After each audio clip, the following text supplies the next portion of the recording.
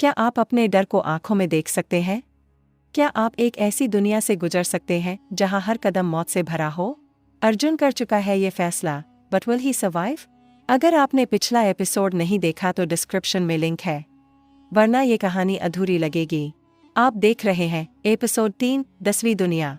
Please subscribe my channel. Let's start. ज्वालामुखी की पहेली और नागरूपा का बदला। सायरा की चेतावनी अभी अर्जुन के कानों में गूंज ही रही थी कि धरती फिर से कांप उठी। ज्वालामुखी का रास्ता नागरूपा की आग से जल उठा, लेकिन अर्जुन पीछे हटने वाला नहीं था।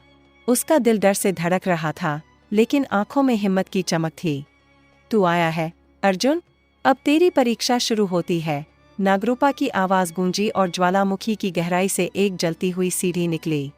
अर्जुन ने तलवार अपने कमर से कसकर बांधी और जलती सीढ़ियों पर कदम रखा।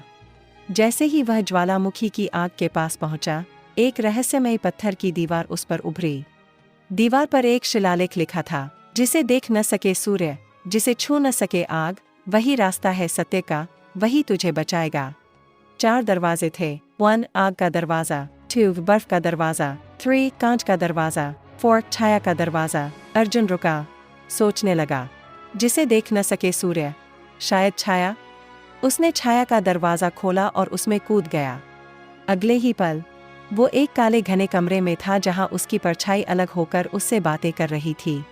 तू खुद को पहचानता ही नहीं अर्जुन, तू बचपन से डरता आया है, अब समय है सामना करने का।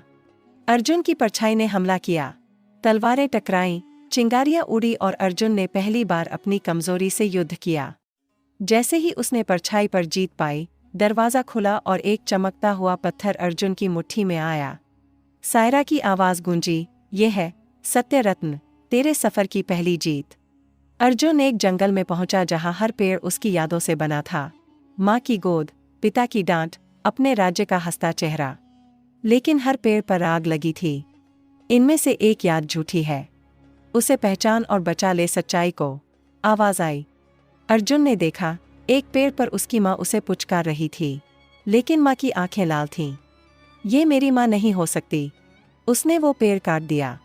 जैसे ही झूठ उजागर हुआ, बाकी सब पेड़ों की आग बुझ गई और अर्जुन को एक और रत्न मिला, स्मृति रत्न। तीसरी पहेली, नागरूपा की परीक्षा। अर्जुन एक बार फिर नागरूपा के सामने था, लेकिन इस बार अकेला नहीं। सायरा उसके साथ खड़ी थी और उसके पीछे 10वीं दुनिया के कुछ रहस्यमय योद्धा। नागरूपा ने कहा, अगर तुम मुझे हराना चाहते हो तो 3 प्रश्नों का उत्तर दो, वरना ये ज्वालामुखी तुम्हें निगल जाएगा। 1 तू कौन है? अर्जुन बोला, मैं अर्जुन हूँ, एक राजा का बेटा, पर अब एक संतुलन का योद्धा। 2 तू यहाँ क्यों आया? अपनी दुनिया को बचाने और तेरी सत्ता को खत्म करने।